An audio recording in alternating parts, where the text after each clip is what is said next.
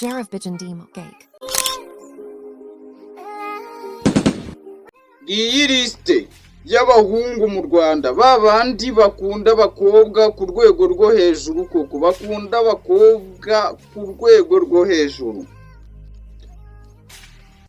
Uwa mbere Eric, Cyuzuzo, Manuel, Nigena, Samuel, Eliel, Elia, Theogene, Twahirwa, Seti, Simeo, Baritazari, Byiringiro, Dusenge, Gasigwa, Bosco, Domiane, Fabrice, Gabriel, Sidori, Alegisi, Agiseri, Boneri, Didier, Patrick, n'umwami wabo wa wundi ukunda abakobwa ku rwego rwo hejuru, ukunda abakobwa kuko ari we bita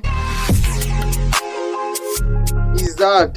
Uwo none akunda abakobwa ku rwego rwo hejuru cyane. Abo bantu ujye ubitondera, jya ugenda gake, bigendemo gake.